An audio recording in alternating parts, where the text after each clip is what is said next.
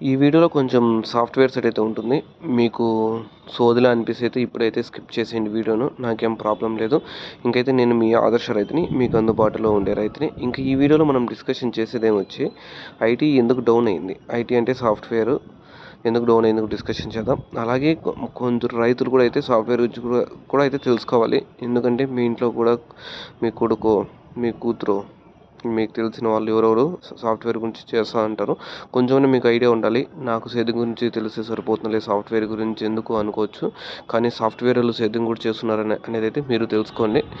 ఎందుకంటే కొంచెం నాలెడ్జ్ ఉన్నా కూడా చాలు. మిమ్మల్ని అంతా కోర్సులు నేర్చుకుని జాబులు చేయమని ఎవరికి చెప్పడం లేదు సేద్యం చేసే వాళ్ళకి. కానీ సాఫ్ట్‌వేర్‌లో సేద్యం చేసేవాళ్ళు కూడా సాఫ్ట్‌వేర్ సైడ్ కొంచెం ఐడియా పెట్టుకుంటే బెటర్ అనేది నా ఒపీనియన్. అది మీ ఇష్టం. ఇంకైతే మూడోది ఏమంటే మన రైతులు పేరెంట్స్ ఎవరైనా కానీ చదువు అయిపోతానంటే చదువు కోసం లక్షలు ఖర్చు పెట్టింటారు. ఆ లక్షలు ఖర్చు పెట్టిన తర్వాత మా వానికి నేను బీటెక్ డిగ్రీను లేకపోతే ఐఐటీలో ఎన్ఐటీనో ఇలాంటి ఏంటంటే కాలేజీలో పెద్ద కాలేజీలో లక్షలు కట్టి జాయిన్ అయ్యింటారు. 4 ఏళ్ళ తర్వాత మీకు 20 లక్షలు 30 లక్షలు అయిపోయి ఉంటుంది.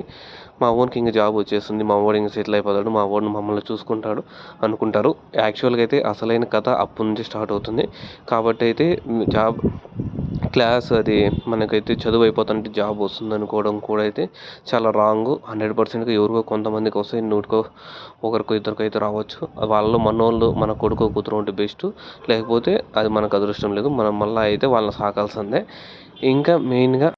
ఇంకా ముఖ్యంగా మనకైతే ఐటీ అనేది సాఫ్ట్‌వేర్ అనేది డౌన్ అయ్యడానికి కారణాలు ఏమంటే యూఎస్‌లో ట్రంప్ గెలిచాడు. ఈ మధ్య సాఫ్ట్‌వేర్ కరోనాలో అయితే బాగా అయితే పుంజుకునింది. ఎందుకంటే అన్ని ఆన్లైన్ పేమెంట్లు డిజిటల్ మీరే గుర్తుపెట్టుకోండి. కరోనాకు ముందు మనము ఆన్లైన్ అనేటివి తక్కువ చేస్తున్నాం, తర్వాత అనేటివి ఎక్కువ చేస్తున్నాం. కరోనా వచ్చినప్పటి నుంచి తర్వాత అవి ఎక్కువ అయిపోవడం వల్ల కూడా అప్పుడైతే ప్రాజెక్టులు అనేటివి ఎక్కువ వచ్చాయి.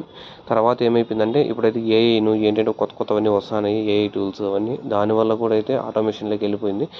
కొంతమందికి అయితే జాబులు పీకేస్తున్నారు. మామూలుగా హెచ్ఆర్లు కూడా అసెంచర్లో అయితే జాబులు తీసేస్తున్నారని టాక్ అయితే వచ్చింది. అలాగే మెయిన్ ఇంకోటి ఏమంటే ఇండియాలో కంటే మయన్మార్ ఇంకా కొన్ని కంట్రీస్ ఉన్నాయి, వాళ్ళలో జాబులు చేసేకి మనకంటే తక్కువ మనీతో.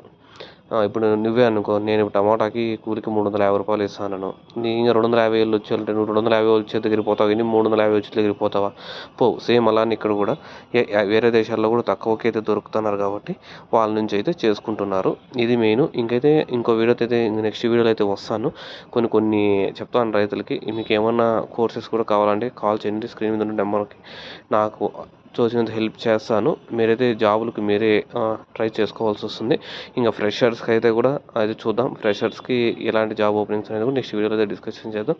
Thank you all.